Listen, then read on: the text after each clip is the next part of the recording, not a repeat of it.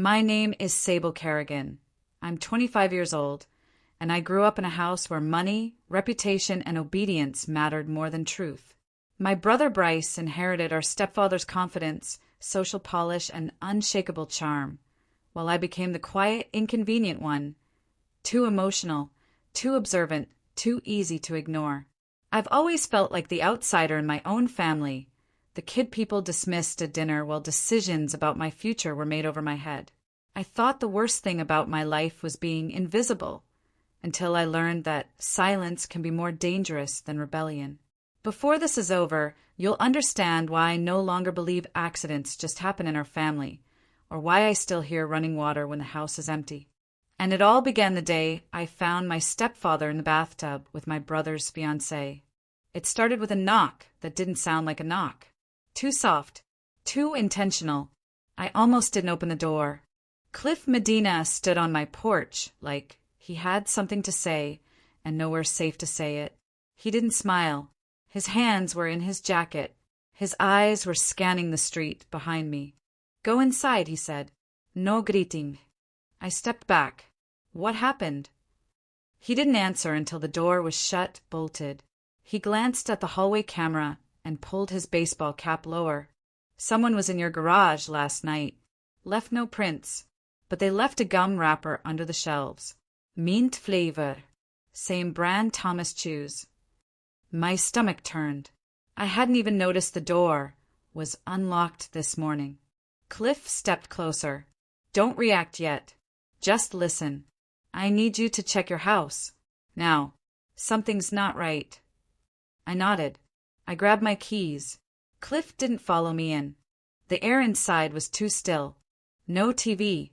No footsteps. Just the faint hum of the ceiling fan upstairs. Faye's car was in the driveway. Bryce was supposed to be out of town, pitch meeting in San Diego. Thomas's car wasn't anywhere in sight, but the stereo in the living room was on, low. Jazz, my mother's record, the one she told us never to touch. I cut through the kitchen. Empty coffee mug in the sink. A spoon with lipstick on the edge. Upstairs, the air thickened. My heartbeat thudded louder than my steps. The bathroom door was closed. Steam pushed under the crack. I reached for the handle. My palm damp. A sound. Splash. A laugh. Mail. Then. "Faye, you're trouble." Thomas. Another splash. Her voice. Her giggle. I opened the door. Not slow. Not dramatic. Just enough. Steam flooded out like a ghost. The tub was full. Thomas was leaning back, wet hair slicked, hand on her leg. Faye leaned forward, chest to his shoulder, her nails digging into his arm. They didn't see me right away. I didn't move, didn't scream, didn't cry, just watched. 5 seconds. 10. Then Faye saw me. She froze, eyes wide, mouth half open. Thomas turned. "Sable." Click. I shut the door, turned the lock. Silence, then pounding. "Sable, open this door." I stepped back. You ever stand outside your own bathroom with your blood pounding in your throat, realizing everything you believed about your family was a lie? Because I have. I walked downstairs. I wasn't thinking. I was cold, robotic. I pulled out my phone, found Bryce's contact, then paused. No. I scrolled past him and hit Cliff's number. He answered on the first ring. "Talk." "They're in the tub. Him and Faye." A beat of silence. "You locked them in?" "Yes." "Good. I'll be there in 10. I went back upstairs and stood outside the door. Faye's voice was muffled, panicked. "Please, Sable, this is not what it looks like." I leaned close to the wood. "You have 5 minutes before I make the first call, and trust me, it's not to Bryce." Faye started crying behind the door. It sounded rehearsed. Thomas didn't. He knocked once. Flat. Measured. "You've made your point, Sable." I didn't answer. I was already in my room, pulling open the top drawer of my mother's antique dresser. Still smelled like lavender. still lined with the same pale blue contact paper she chose 20 years ago. The papers were buried under her silk scarves, folded like they were sacred. The legal stuff she didn't trust to the safe. Title deed, my name, her signature, Bryce's signature from 2 years ago. And now this. One new document, different paper stock, thinner, cheaper. My name again. But the signature wasn't mine. It looked close, not perfect. The S had a loop I never used. A notary stamp on the bottom corner. Faint, smudged. I checked the date. Signed last month. Meaning someone forged my name on a property transfer without telling me. I stared at the bottom line. By signing below, the heir acknowledges relinquishment of primary claim to the property located at 614 Ridgevine. No. I grabbed my phone, took photos. Front, back. Close up of the signature. My throat tightened. Every decision has a motive. Every forgery has a deadline. I stormed into the hallway. The steam had disappeared. The silence was back. Then Thomas's voice, lower now. Intimate, like I was supposed to listen. You don't want to escalate this, Sable. There's a lot you don't understand. You open that door now, and I'll forget this ever happened. I leaned in, voice flat. I already forgot you were family. His hand hit the door. Hard. I walked away. Downstairs, the kitchen clock ticked like a metronome. I needed air. I opened the fridge instead. A bottle of white wine. Open. Half full. Faye didn't drink white. That was Mom's wine. My fingers curled around the bottle neck before I forced myself to stop. Think. Control is the one thing manipulators fear. They don't care if you cry. They care if you plan. A voice inside me whispered something my mother once told me. Don't be the storm, Sable. Be the flood. Quiet and impossible to stop. My phone buzzed. Cliff, I'm pulling in. You alone? No, but they're not going anywhere. Be outside in 60 seconds. Bring the deed. Cut scene. Driveway. Cliff's truck idling. Door open. Night, wind biting harder now. I climbed in, handed him the folder. He read. Fussed. No comment. Where'd you find this? He asked. Upstairs. Top drawer. It's dated 4 weeks ago. I never signed it. Not legally valid, then. But this notary stamp? It's real. Meaning he found someone who forged it for him. Someone licensed. Someone paid. He stared at the paper again. This isn't just about the affair. I nodded. It's about the house. Cliff didn't look at me when he said it. It's about erasing you from it. We went back inside. The hallway smelled like moldy towels. The bathroom door hadn't moved. But the voices were gone. Faye wasn't crying anymore. I took Thomas's phone from the credenza near the stairs. He never used a lock. Too arrogant. I opened his messages. Nothing recent, but one folder. Encrypted app. Different logo. A stylized R. I tapped it. It opened without a password. He didn't expect to be caught. Only one active thread. Inicials, RL. The last message, 2 days ago. RL. Phase 2 done. The girl won't know until it's too late. Thomas. Make sure Bryce signs the escrow release. And delete the burner. We're clean after that. My heart skipped. My thumb hovered. More messages. Thomas. She's starting to notice. We need her out before the bank deadline. RL. You promised this wouldn't touch the daughter. Thomas. I promised you'd get what your mother didn't. I dropped the phone. You okay? Cliff was at the bottom of the stairs. I showed him the screen. His face turned gray. RL. I don't know yet. You sure you want to? He looked past me, toward the locked door upstairs. I think you're sitting on the edge of something bigger than infidelity, kid. His voice dropped lower. Thomas isn't worried about being caught naked in a tub.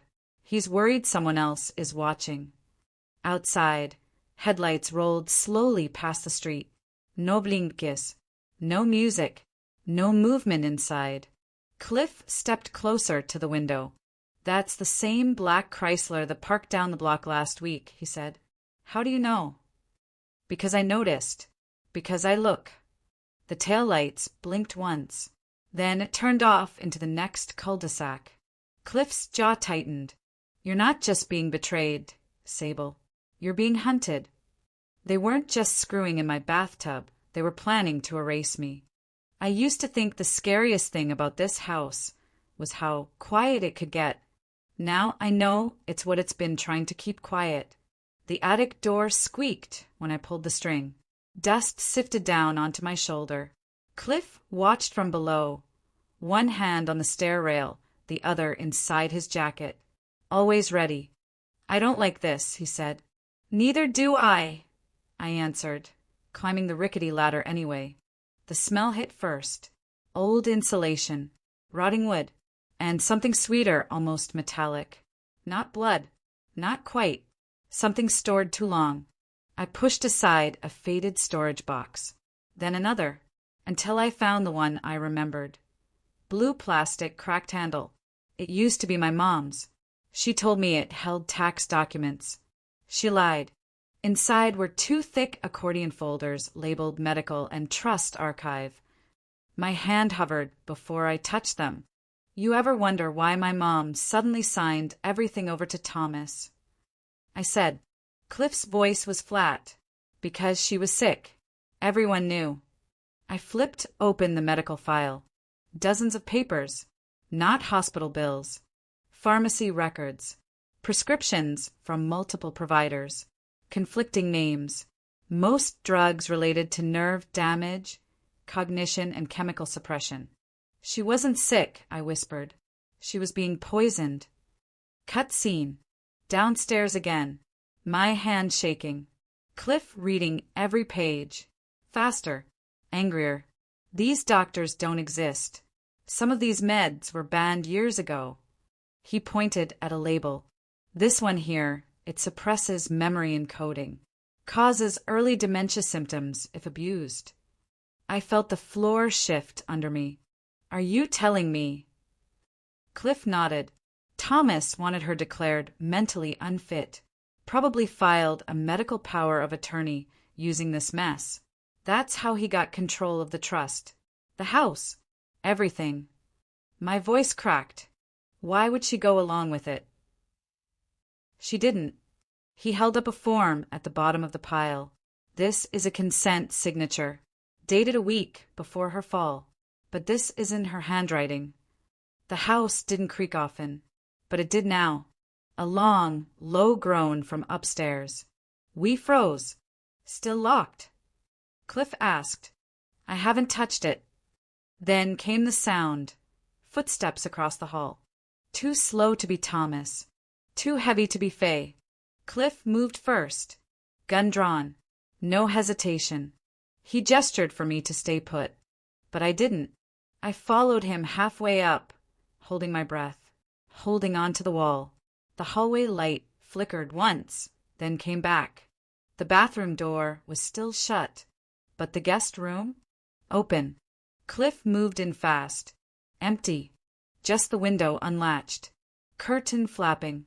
Outside, that same black Chrysler was parked one house over. This time, the engine was running. Back inside, I went for the archive file. Flipping fussed. Looking for anything with a signature. A name, a notary. That's when I found the third folder hidden between the two. Rainey closed. My hands went numb. Rainey Lasker, I said. That's Freya's mom. Cliff turned. You sure? I opened it. Photos. One was of Rainey standing on this very porch. Date stamp, April 2011. A sticky note taped to the top. Don't file unless she pushes. If she calls again, use the accident script. My vision blurred. She was trying to report him. Cliff, read faster now.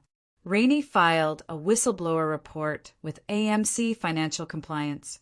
She claimed Thomas was laundering family trust funds under offshore aliases. She attached scanned ledgers. He looked up at me.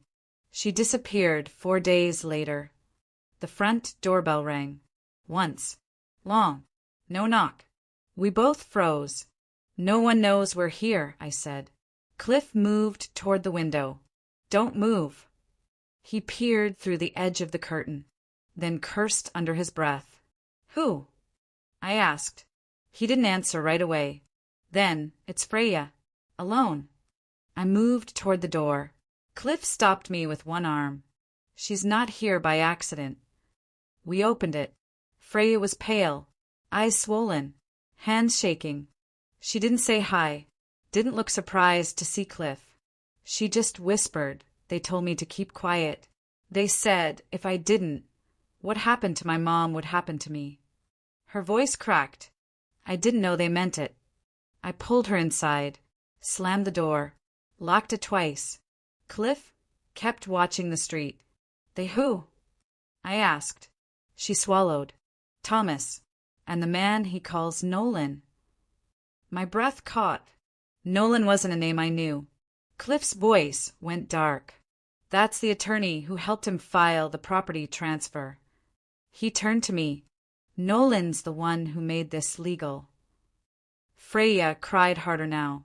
I didn't want to hurt Bryce. I just wanted Thomas to leave me alone. I looked at her, really looked. Her eyes weren't guilty. They were terrified. Tell me everything. She did, step by step.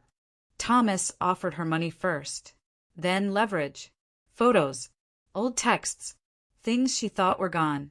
He told her, Bryce doesn't need to know how broken you are.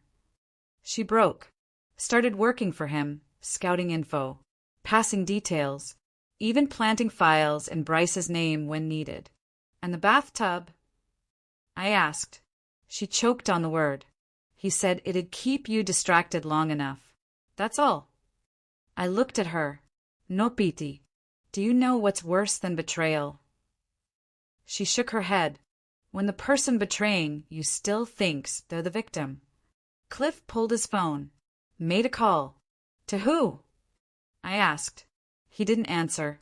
Then, a friend at the recorder's office. We need to know who else signed those transfer docs, and how fast they can be reversed. A long pause. Then he looked at me. We may be too late. Thomas wasn't just scheming. He was erasing history in real time. Thomas and Faye were still in the bathroom when Cliff told me to sit, breathe, and not let panic choose the next move. My pulse didn't agree. It kept hammering like the house itself knew something monstrous had finally come to the surface. Cliff lowered his voice. I'm going to make a call. You need to listen to every word. He stepped into the dining room, turned on the faucet to drown us out, then dialed someone I'd never heard him speak to. His tone changed, colder, more precise, like a man stepping into a part of his life no one else was supposed to see. I need a title search, he whispered. Full pulls. Fast. Kerrigan Trust, primary residence. Yes. I'll owe you. No email. Text the images to my burner. He hung up, turned off the faucet, then looked at me. Whatever Thomas is afraid of, it isn't the affair. I know. No, Cliff leaned in. You don't. Infidelity is small. Fraud is leverage. But what scares powerful men is what happens when fraud becomes evidence. His eyes hardened. And this house has enough evidence to bury him. Upstairs. Someone kicked the bathroom door again. Thomas's voice was ragged. Sable, you're overreacting. I yelled back. Am I? Or is this your voice when control slips? He slammed something against the tile. Faye gasped. Cliff whispered, don't answer again. He wants you emotional. Emotional people make sloppy decisions. I nodded, but the floorboards under my bare feet were vibrating. Not metaphorically, literally. Cliff noticed it too. Basement HVAC isn't that strong. We both looked at the staircase. I swallowed. This house is listening. Cliff didn't laugh. Cut scene. The title search came in as a string of grainy screenshots. Cliff enlarged them on his phone. Tax records, notary stamps, property transactions. He swore under his breath. What? I said. He pointed. Partial ownership has already been transferred into a holding LLC. Dated 6 weeks ago. You were still listed as majority heir, but now you're not. Who owns it? He zoomed. A name I didn't recognize. Lasker Development Holdings. My heart stuttered. Lasker, as in Freya's mother. The second screenshot confirmed it.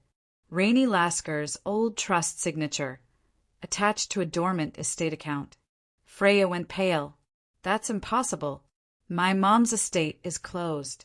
That money has been gone for years. Cliff didn't blink. No, it hasn't. Someone revived it illegally. They used the Lasker estate to funnel ownership. No one questions a dormant trust if they think the family is cooperating. That means Thomas is bleeding assets through Rainey's legacy while keeping your mother sedated enough to sign away her rights. My stomach clenched. He wasn't targeting Freya romantically, Cliff said. He was recruiting her financially. Freya broke down again. He told me I'd get what my mother never did. He said I was protecting Bryce. I snapped. Bryce doesn't need protecting from you. He needs protecting from Thomas. Freya looked away. I didn't know he forged your mother's decline. I thought she was just sick. Cliff spoke gently. Poison is quiet. That's why it's used more than bullets. He looked at me, and quiet crimes always feel personal. I found myself staring at the chandelier above the dining room table, remembering my mother eating soup there, hands trembling, voice dull, eyes foggy. Thomas always said she was exhausted, that grief made her fragile, that we needed to shield her from stress. Every word suddenly tasted like venom. People rarely lose their sanity without someone guiding them there, Cliff muttered. Footsteps above us again. Slow. Measured. Cliff looked at the ceiling. They're moving. Still in the bathroom? No. I froze. Bathroom door lock still intact. Still shut. But footsteps weren't coming from that direction. Cliff moved toward the stairs like an animal catching scent. Guest room again. Window still open. Curtains swaying harder now. No breeze outside. Cliff whispered. Someone else entered earlier. They might still be inside. I grabbed the nearest heavy object, a cast iron skillet from the kitchen counter. Fear makes you practical. Cut scene.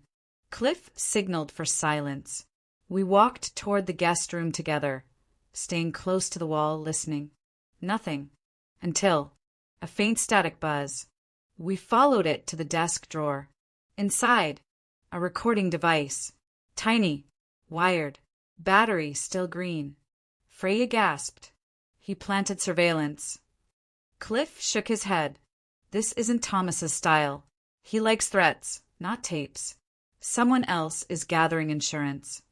A shadow passed over Freya's face.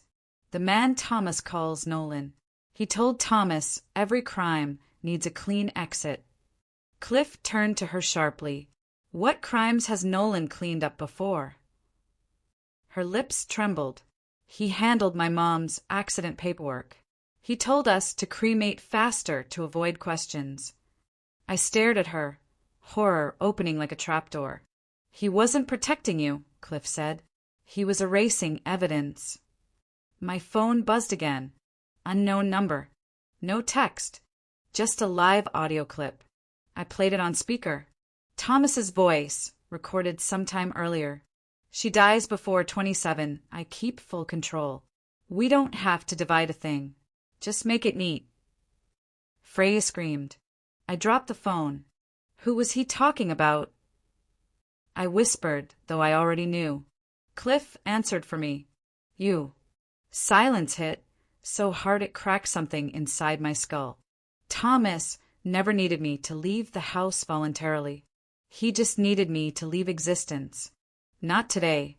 Not loudly. Just inevitably. Poison took my mother. Institutional gaslighting would take me. And then the trust would revert with no heirs to contest it. Every piece fit. Every nightmare had a ledger. Cliff locked eyes with me. If Rainey died for the truth, Thomas won't let you walk away alive. Cliff paced the living room like every shadow had teeth. Freya sat curled on the couch, knees to her chest, shaking like someone who finally realized she'd been living inside a crime scene. My skin buzzed. Every wall, every cabinet, every framed photo now felt like evidence. The chandelier above us flickered as if remembering. Cliff stopped pacing. We need more than documents. We need motive and timeline. Without motive, fraud looks like clerical error. With motive, it's conspiracy. My voice cracked. His motive is money. Cliff shook his head. Money is always surface level. Men like Thomas don't just want assets. They want dominion. They want legacy. They want their names etched into contracts that survive the corpses. A chill rippled through me. He was right. People don't poison for wealth. They poison for control. Cut scene. We moved into the basement office. Cold. Smelled like metal and mildew. Thomas never let anyone down here. He always said it was unfinished, but the walls were too clean, the bookshelves too neat, and the file cabinets too new. Cliff pulled gloves on. I'll open drawers. You photograph. I nodded. My fingers trembled, but my breathing steadied. Second drawer. Invoices. Shell companies. All tied to dormant trusts. Some names familiar. Some names erased with thick black marker. Third drawer. Static shock hit my hand, like cold air moving. We both froze. Cliff whispered, pressure change. Someone was down here recently. We worked faster. Then I found it, a narrow metal file hidden inside the back panel. Heavy, locked, black hinge. Can you open it? I asked. Cliff grinned without humor. Try me. 2 minutes later, the lock surrendered. He set the folder on the desk. We opened it together. Ledgers. Not printed spreadsheets. Handwritten numbers. Timestamps. Payment routing. Column headings. Heir, condition, trigger, transfer. I blinked. This looks like an insurance matrix. Cliff nodded.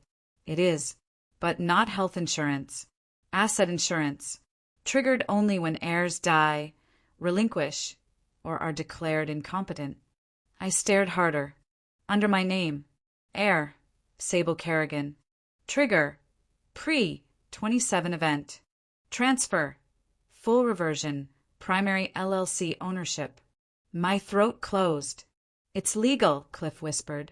Conditional inheritance clauses exist all the time, but only if the heir signed voluntarily, which you never did. I felt dizzy. What the hell is a pre-27 event? Cliff swallowed. A death, disappearance, involuntary psychiatric hold, or legal incompetency ruling before 27. I nearly collapsed. That means I don't even have to die violently. No, Cliff said. You just have to stop existing on paper. Freya sobbed in the corner. Another page. My mother's name. Trigger. Early cognitive impairment. Transfer. Escrow seizure. Another line beneath it. Certifying physician. Nolan Schelt, MD. I shouted. Nolan is a lawyer, not a doctor. Cliff exhaled bitterly. He's both. Medical license from the early 2000s. He stopped practicing after malpractice allegations. The license never fully revoked. That's how he certified my mom as mentally unstable. Cliff nodded. And that's how Thomas gained durable power of attorney. I tasted blood in my mouth. The house had been a trap long before I grew up. Cut scene. We kept digging. More ledgers. More conditions. I found one with my brother's name. Bryce Kerrigan, trigger. Bankruptcy filing or marital dissolution. Meaning.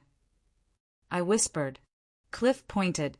If Bryce divorces, declares insolvency, or signs over any spousal debt, The property shifts entirely. Thomas manipulated his finances too. He doesn't even know, I whispered. Cliff sighed. Most people never know their pawns, until the board flips. Then came the worst page. Not a ledger. A note. Thomas's handwriting. Patience. Sable is emotional. She'll self-destruct if pressured. Sooner or later, she'll have an incident no one will question. I couldn't breathe. The note continued.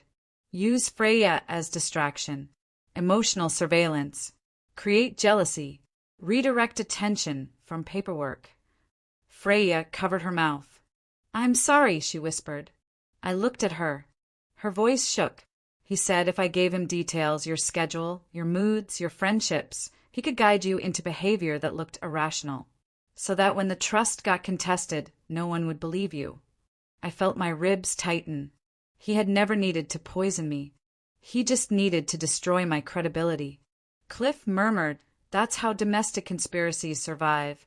Character assassination is cleaner than murder. A loud bang upstairs. We jumped. Bathroom door. Thomas kicking again. If you have any sense, you'll open this door. Cliff pointed at me to stay still, then leaned into the stairwell. You don't give orders, Thomas. You got caught naked and dirty in your own crime scene. I'd shut up. Faye shrieked something unintelligible. The house fell silent again. We waited. 10 seconds. Then 20. Then running water. Thomas had turned the bath back on. Cliff frowned. That's not bathing. That's him trying to destroy forensics. Dilute DNA. Wash skin traces. I swallowed. So he's already thinking like a man who expects arrest. Cliff nodded. That means he knows something we haven't uncovered yet. We pushed deeper into the file cabinet. Receipts. Wire transfers. Court templates. Then I reached the final folder. The tab read, Estate Acquisition Strategy, Stage 4. My pulse roared. We opened it. Not financials. Narrative notes. Pages upon pages, written like a manual.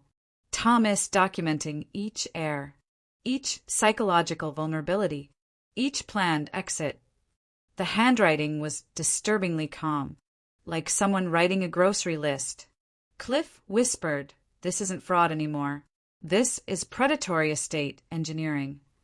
I looked at him. Is that even a real term? It is now. He flipped the last page.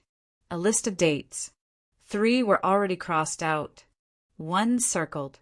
My birthday. 27. 25 months away. The trigger window. Cliff grabbed the page. Oh my God. I stared. What? He pointed to a line written in red. Contingency. If Sable develops attachments or allies, accelerate removal. My blood froze. What does that mean? It means if you ever stop being isolated, the plan shifts faster. Thomas didn't fall in love with Freya. Cliff looked straight into my eyes. He recruited her. The sirens came without warning. At midnight, the sky cracked with red and blue light. I heard the tires squeal on the cul-de-sac where the black Chrysler had waited. Cliff pushed me behind the kitchen island. He kept his voice low. Stay out of sight. Let the law do the rest. Thomas burst through the bathroom door moments later. His face was a mask of rage. Faye trailed behind, eyes pleading, lips trembling. Through the crack of the front window, I saw uniformed officers advancing. He froze. Cliff stepped forward, badge in hand. Thomas Kerrigan, you're under arrest for fraud, identity theft, elder abuse, and conspiracy to commit inheritance fraud. Thomas's jaw clenched. His eyes darted. Then he spat. This house is mine. No! I swallowed the memory of every time I sat silently at that dinner table. It was never yours to own. Cut to the backyard.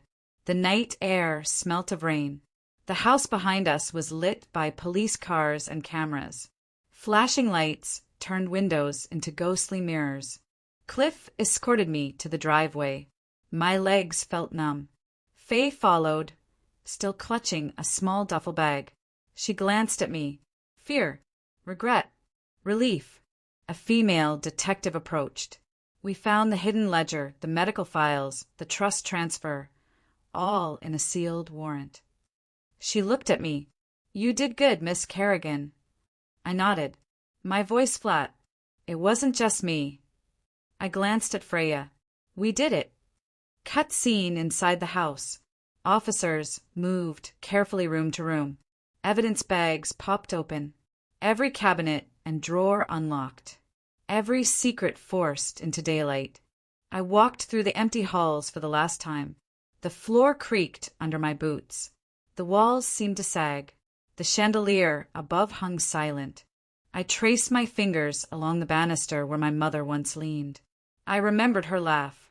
I remembered the way she rubbed her temples at night, telling herself she was just tired.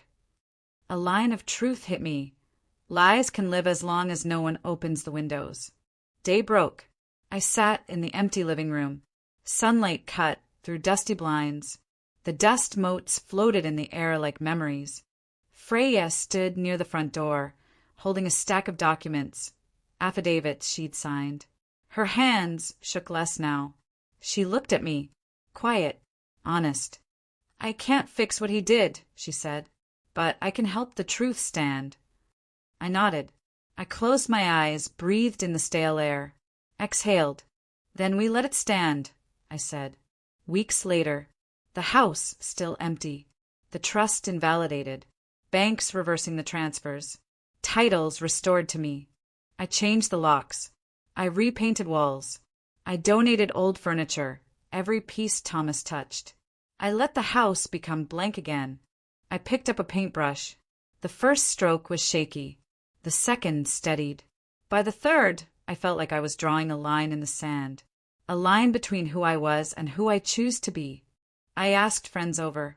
Not many, just genuine ones. People outside that web of control. They stood in the living room, casual, laughing, complaining about traffic, about taxes. Normal, real. That night, I lay awake and thought. To break free, you sometimes have to burn the roof. Court documents piled up. Investigators named Nolan Schelt, not Thomas, as the executor behind the forged medical claims. Additional charges came: conspiracy, misuse of medical credentials, even possible charges tied to my mother's death. Media picked up the case. The headlines read, "Inheritance scam exposed. Family empire collapses after daughter's accusation. Stepfather arrested after bathtub affair sparks criminal investigation." But inside, behind the flashing cameras, I found silence. Peace. One afternoon, I stood in the backyard. The wind stirred the curtains of the empty house window. I closed my eyes. I whispered to the ghost of who I used to be, "You are not invisible anymore." Freya visited with her duffel. She hugged me. I felt no hatred, only tired respect. "She's gone," she said quietly, "but I'll make sure Nolan pays. For her, and for me." I nodded. I realized something. Justice is not always loud. Sometimes it's quiet and slow, like water carving stone. Months later, I walked through a small art studio downtown. Bright walls, fresh paint, empty canvases waiting. I signed the lease. A new beginning. I found a brush, then another. I remembered once someone told me, "You can rebuild from ashes if you remember your own name." I believed them then. I believe them now. I painted. I waited. I healed. And for the first time in years, I slept without fear. The light came easier in the morning. The mornings didn't feel like waiting rooms anymore. I own the house again. I own my name. I own my story. I survived. And I changed everything.